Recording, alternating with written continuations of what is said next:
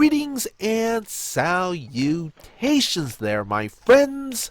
It is I, your weaver of tales, your chronicler of legends, and ever so humble storyteller here with a new series called The Mines of Meme-oria. We have dug up some shiny TTRPG memes, and we're going to get to know some awesome folks here in the TTRPG community. It's kind of like one of those ink block tests. We're going to share a meme, and our guest is going to say the first thing that pops into their heads, be it a story from their gaming table, a short anecdote, or maybe even some helpful or not so helpful advice. And without further ado, this is Jahananon from Fresh Out the Box. Hey everybody, how's it going? Hey Jahan, so thank you for being the first guest of the Mines of Meme-oria. Absolutely. Thanks for having me. So, tell us a little bit about yourself. Sure, yeah. I am the board game guru and game master extraordinaire over at Fresh Out the Box. I am the usual game master there, running usually 3 different systems a week. Been doing it for like 2 years, run 3 games a week, usually in different systems. We're always switching systems, switching casts. We like to play everything and anything, TTRPG related. Doing all kinds of stuff right now. Have City of Mist, a lot of Green Ronin stuff because we do work with them a lot. Also, we have Fresh Out the Podcast where we talk about movies, games, and TV with our friend Drew Munhausen. I am one half of Fresh Out the Box. My other half is Gary over there at Fresh Out the Box. So check us out every Wednesday, Thursday, and Friday. Well, 8 to 11 Central Standard on twitch.tv/Jahananon. Well, that's awesome, and we're definitely going to get Gary here in the mines here at some point, very, very soon. But anyway, so as I said before, this is where we dig up the freshest of memes, and I'm going to put up a image of a meme that we dug up, and tell us the first thing that pops in your head, whether it's a little antidote or a story or something, you know? Yeah. All right. Let's see here. Ooh, this one's an oldie but a goodie. Stealth is not invisibility, even if you have a roll 35. If you walk right in front of a guard, they will still see you. Yeah, I mean, that's true. You can roll as well as you want, but if you act like a 35 actually made you invisible, start dancing around in front of somebody, I'll make them see you for sure. But you know, you're supposed to role play what you roll. You're supposed to make it believable. It's your chance to be like, oh, I'm just outside their vision, kind of moving through the field, right outside the field of vision, dancing behind them, and staying perfectly out of sight. You know, you're supposed to help. As a player, it is, you know, it's definitely, you have a job to help paint the narrative as well. Yeah. So, if you roll a 35, don't be a dick. Exactly. You know what? Let's just call it the rule of dick. The rule of not being a dick. Yeah, don't be a dick is rule number 2. Yeah? Yeah. All right. Let's see what we got up next. Ooh. I know you and Gary been painting up some minifigs, and I know Gary's been doing some Warhammer stuff. But anyway, the party burning down the church. The paladin of the church sends to avenge it. Yeah, absolutely. No, that's a sick picture of a Warhammer 40k Space Marine, definitely. Yeah, no, me and Gary both like Warhammer. I think the first TTRPG we actually did on the stream was Warhammer Fantasy Role Playing Game. Oh. We read the whole book live in a few sessions, went over the rules, made characters live, and then eventually we started playing it. I think we did 15 or 20 episodes of that. And that was a fun story. That was a good arc. We had some people come and go during that story. Good times. Yeah, definitely. If you don't be afraid to punish your players for being murder hobos. If they burn down a church, maybe instead of fighting the dragon that you had planned at the end of your adventure, maybe they have to fight the chosen of that god. Uh, you know, your players can paint the story by being dicks. Rule number two: don't be a dick. Exactly, exactly. You know, actions do have consequences, right? Yeah, as a DM, sometimes it's hard for me to punish players because like people just want to have fun, and I get that. But sometimes people take it too far. Yeah. You can't be if it's interfering with the fun of other members of your party of the game. Don't be afraid to say something, Very and true. don't be afraid to send the cops.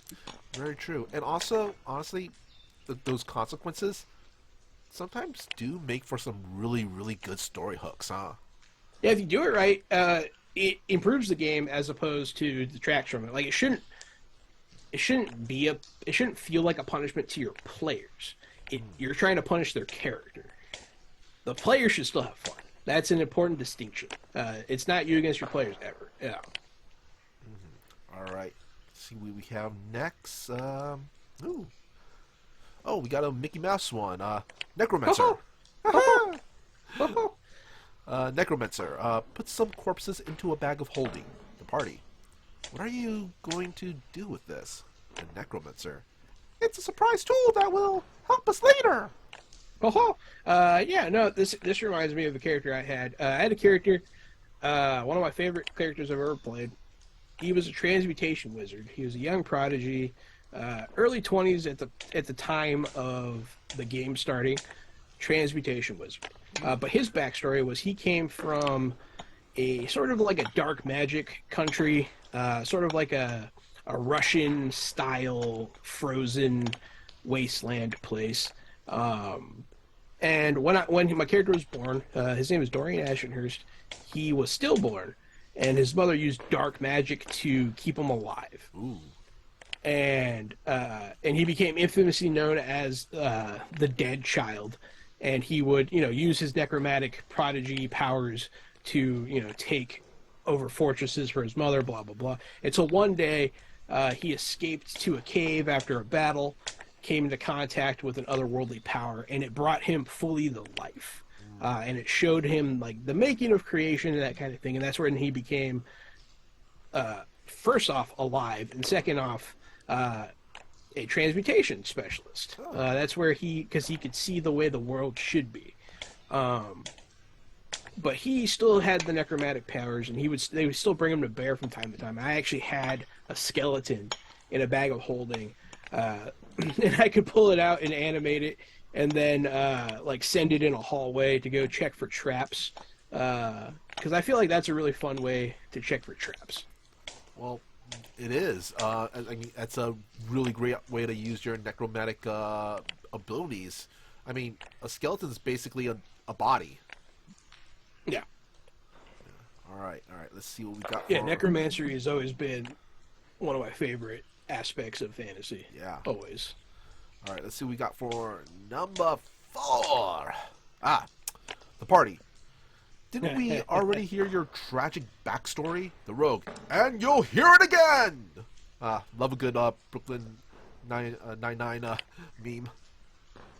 It's always good. Yeah, no, the tragic backstory. I mean, you can do it. Of course, you can do it. Do whatever you want. You can be Batman. It's fine. But man, like, if you don't care, if you make it cheesy, no one else is gonna care either. Like, I've heard people be like, "Oh yeah, my parents were killed by wolves, and then I was raised by those same wolves." It's like, get out of here! Get out of here! I don't like it. That's not good. But if that's what you have fun doing, who am I to judge? But you don't. Everything doesn't have to be your tragic backstory. I just told you a character that I had that had a tragic backstory. He never mentioned it to anybody. that was something that like came out like after a year or two of playing the game. Um, Play things close to the chest sometimes. It makes for a better story, I think. Yeah, and I also got to say, yeah, you could have a tragic backstory, but I oftentimes see it being such a center focus of your character that you don't you end up not playing well with others, and that becomes a total bummer with gaming group. Yeah, never. You hear it a lot. You hear like, "Oh, I'm not being a dick. It's what my character would do." You made the character. Yeah. Don't make a character that's gonna be it. It's okay to do it sometimes. It's okay to be gruff. It's okay to be kind of like emotionally unavailable with a character. That's fine. But don't be like, oh, my character's just an asshole. So I'm gonna like glue your hand to your face while you're sleeping and then push you down the waterfall. That's not role playing. That's rule number 2. Don't be a dick. Exactly. God, it might be rule number 1 after this. I think so. I think we're just gonna move it from. We're gonna put a little asterisk, next to it, and just like it's now number 1. Number 1. Yeah. Anyway, let's see what we have next here. For number 5. Ooh, love a good Guy Fieri, meme. Me when I make a fairy with the chef feet named Guy Fieri. I know. Yeah. Yeah, no, yeah. This is definitely a meme that reminds me of our channel. Fresh Out the Box has a feature where you can name a character with your channel points. You get channel points just by watching; they're free. When you get 1,000 of them, you can name an NPC, and I will do it. Sometimes I'll give them a little flavor to make them fit in better. Someone did. I remember one time it was Whoopee Cushion. Yep. So I made him Dr. Whoopee Cushion and made him like a German guy and like made him a little more serious. It was still funny as hell, but I'll do what I can. Beanie McFarter. I made him Scottish, and so he was Beanie McFarter. Like it was like a Scottish name instead of being literally the dumbest name ever. Thank you, Avenging Penguin, for that one. Yeah. One of the Green Ronin guys came on and named somebody Sweet Slippery Bendu or something like that. Just like Sweetback a ridiculous name. I think wasn't it Sweetback something? It was something like that. I made him real sweaty. He couldn't breathe very well. It was fun. And then there's good old Kentucky Waterfall. Oh. That was a good one too. That was in a Fantasy Age game. I made a very, very southern character suddenly appear because his name was Kentucky Waterfall, and he's gonna hook you up with a good job, and those are the fun moments. So I guess this meme, it's a good one to have mind because it brings up another important rule. Have fun. Yeah, Don't take your game too seriously. Have fun. I used to be a big victim of this. I was very serious about my story. I didn't like a lot of kidding around. And honestly, man, it made it not fun for me. So once I just kind of gave in, was like, all right, everybody have fun. Let's see how this goes. And I think it really clicked home for me when I was teaching a new group how to play D&D. They were all brand new, and they wanted to mess around a lot. And they had fun, and so I just went with it, and I learned a lot from that group. Yeah, that's cool.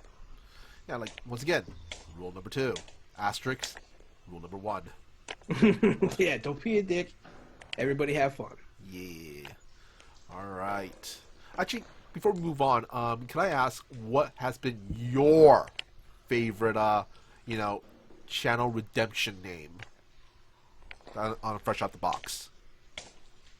Kentucky Waterfall was up there. That was a good one.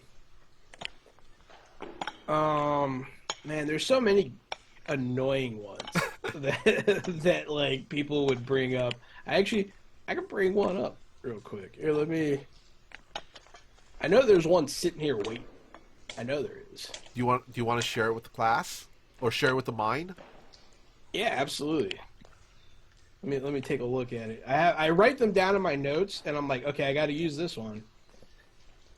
Yeah, so yeah, audience. Oh my If you go god, there on it Fresh Out the is. Box and redeem the name, and it may not immediately happen, but it's gonna happen. I've been holding on to this one for a couple weeks now. Stitchy D Snitchy. That one just happened. Um, I don't know, man. They can be anything. People give weird ones. Yeah. All right. All right. So let's see what we have next here in the mines. Grind McOnham Oh. is here too. And Uh, then of course Hugh Janus. oh. That's a good one. That's a good one. There's also Seymour Butts. So we get those two. Yeah. But hey, if you spend the points, we'll put it in somewhere. Very true. Very true. But here's our next meme in the mines. In the face of overwhelming odds, I'm left with only one option. I'm gonna have to homebrew the shit out of this. Yeah. Yep. Homebrew has its place. I like it, so I tend to avoid it with like players, unless there's something very specific that they want. In which case, I'll work with them. But like specifically in the age system, so they don't have a lot of pre-made monsters in that system. So what you're left doing, they have a lot of descriptors and like tags that you can add to creatures and base creatures to make completely new things. Warhammer fantasy role playing game also did this. You could really spice things up by giving something acid blood. This game that we're running right now is very Fey heavy. Not a lot of Fey in the book. So, I did things like I turned trolls into Fey creatures.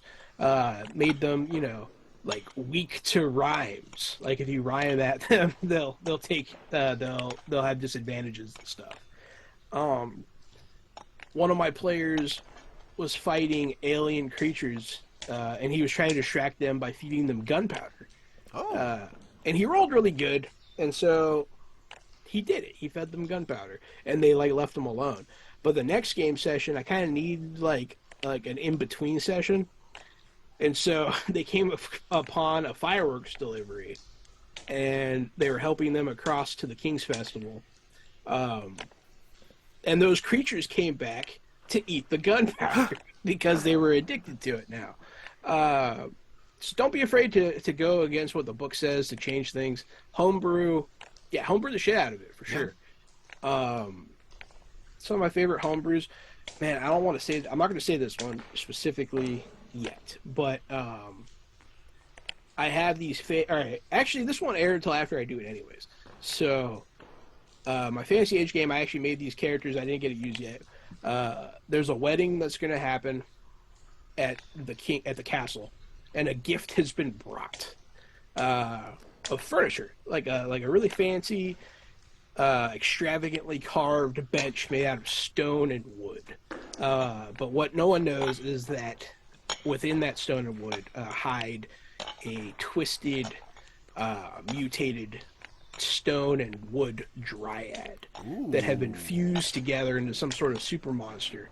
And it's going to be walking through walls, and they're going to have this whole fight. It's going to be real fun.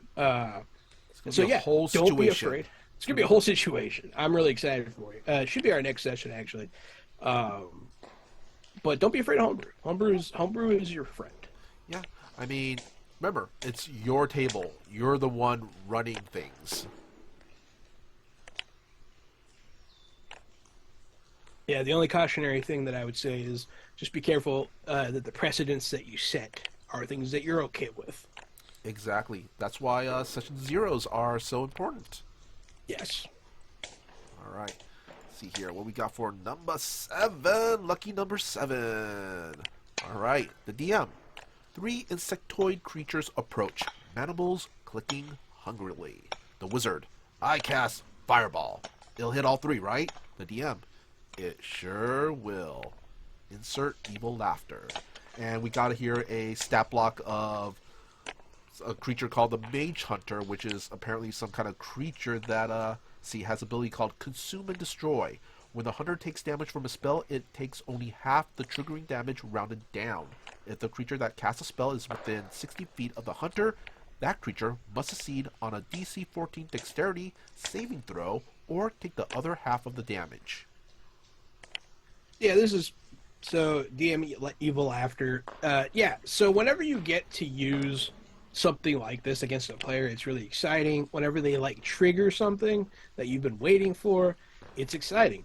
Don't be afraid to use things that counter your players directly, but there is a limit to that. Don't only counter your players. Like, send things against them that they're good against too. But it's okay to do it every now and again. Like, sending a mage hunter against a mage is fun. And seems to be inevitable. You know, it seems to be like something you definitely want to do. But don't only send mage hunters, because that player's going to feel bad. Rule number 2. Man, don't be a dick. But yeah, so it's, yeah, once again, it's not you versus your player. You know, you're all working together to make this narrative. But having a counter like this, you know, I think there's a creature called a Dark Jester in Dungeons and Dragons, and what it does is it turns all healing in the area into damage. Oh. So, like, when someone's about to die, and the healer kills them, that's cool.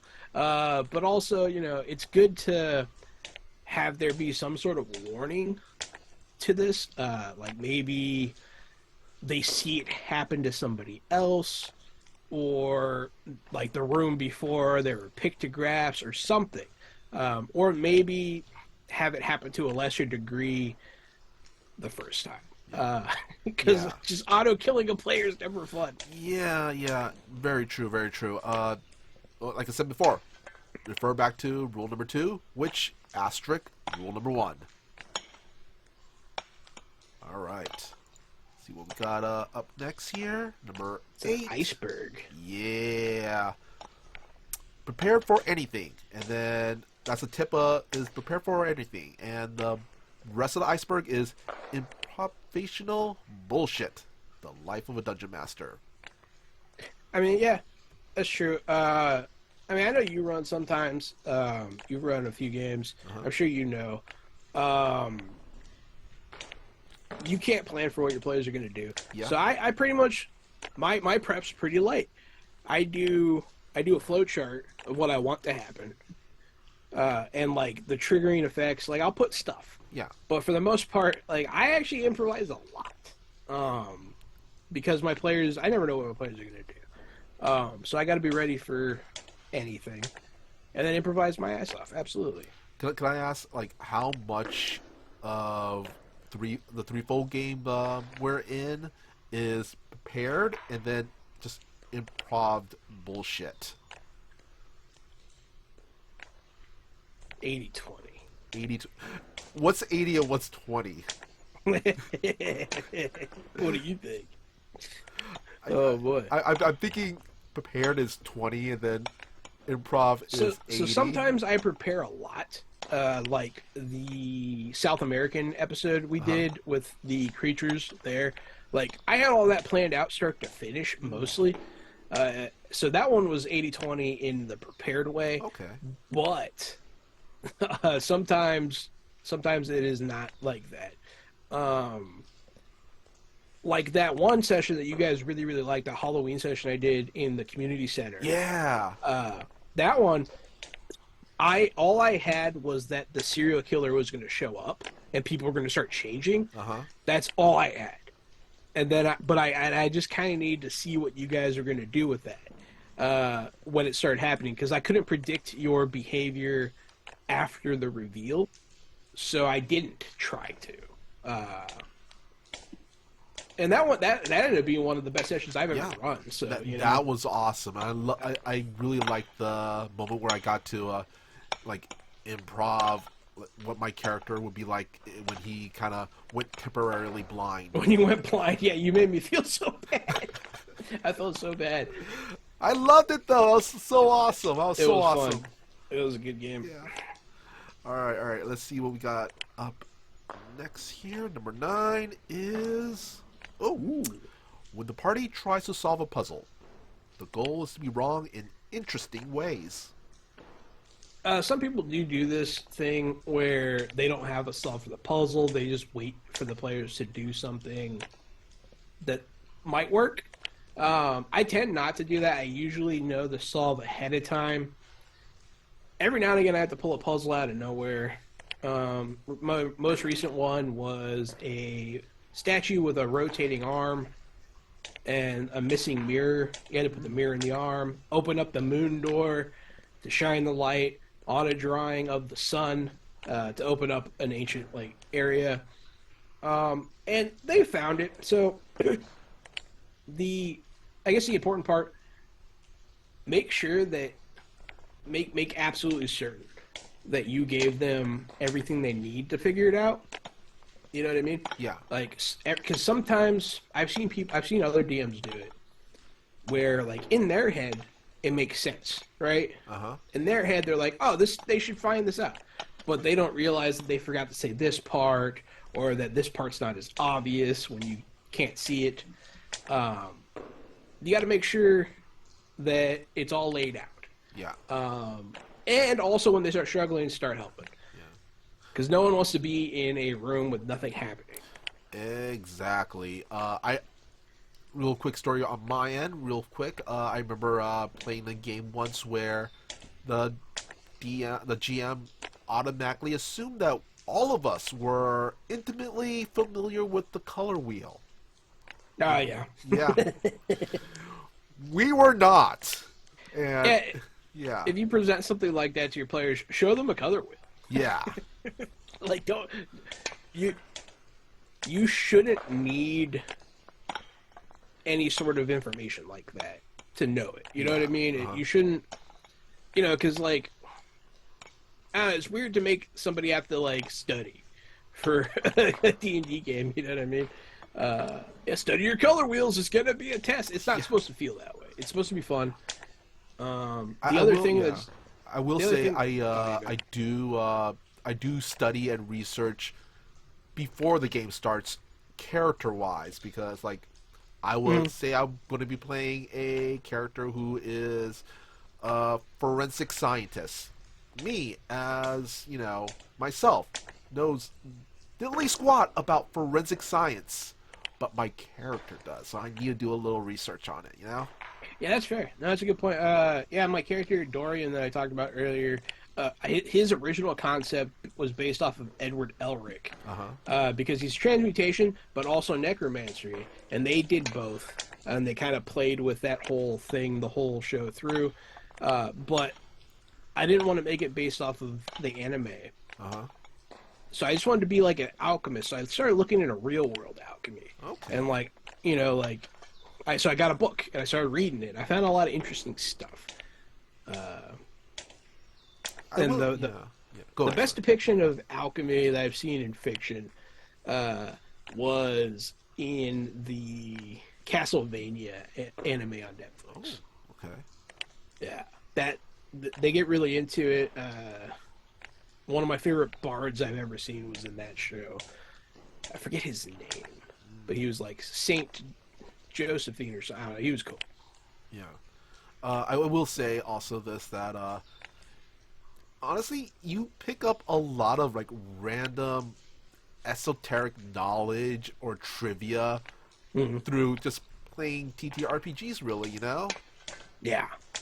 Yeah, I mean, so especially if you're running games, you're going to learn a lot of weird stuff because you have to. Yeah. You got to figure out how thick doors are. And, you have to figure out, can you actually make a sword out of diamonds? No, you can't. It's brittle. It might be hard, but it's not going to hold up when you hit something with it. It probably cut the shit out of whatever you hit the first time, but it's going to break. Stuff like that, It's things that you never thought you'd have to figure out. My favorite example of that is, I forget how many it takes, but it's 9,000, the blood of 9,000 men or something like that is enough iron to make a sword. Oh, yeah, I heard about. I remember reading about that. Yeah, somebody did the math. So there is a number, and it is technically possible. Like I said, freaking nerds. Freaking nerds. Yeah, man. I mean, that's probably what my favorite thing about TTRPGs is you get to wear a lot of hats, man. Yeah. Yeah. And also do most of the time do a lot of different voices. You got that right. All right. So we are down to our last and final meme here in the mines. You We're ready? deep in the mines here, yeah. Yeah. We're digging this one out. When you're trying to describe a scene to your players, but they keep giggling at words like moist, dank, and erected. I know we've run into this situation before. All the time. All the time. It happens all the time. It used to piss me off a lot. But like I said before, like I had that group. It kind of broke me of my, if you're a game master, you can't take this personally. You can't take it seriously. People are in a social setting. For some reason, TTRPGs tend to bring out immaturity. Just keep it in check. All you can do is kind of keep it from going too far. But you know what? Moist, dank, and erected are funny words. Yeah. So you can't be mad at anybody. And honestly, it's the game in tabletop role-playing game. Games are supposed to be fun. Yeah, definitely. Don't take yourself too seriously. Yeah. Don't be a dick. Rule number 2, asterisk 1. Remember our last threefold game where me and Gary we were making Robert crack with using the emojis. Yeah, you guys kept putting on like eggplant and butt emojis and stuff. Yeah, it was fun. And you had your cheeks out that one time. That was funny. Yeah. Your character was wearing the hospital gown. You had them cheeks out. Yeah. Stuff like that's funny. Stuff like that. Levity's okay. A lot of shows have comedic relief. Comedy's fine. Mm-hmm. Don't pretend that it isn't. I mean, we went on a huge tangent about there was a hole through some brambles, and so you got to go into that prickly dry bush over there. That's funny. Yeah, it is. And sometimes you can, if you're the DM and you're the one doing it, sometimes that helps you keep control. So, Very keep true. that in mind. Very true. Well, that has been our last meme for this trip down the mines. That meme was very moist. It was very dank as well. Mm-hmm. Mm-hmm. Was it erected though? Was it erected? I'm erected. Yeah.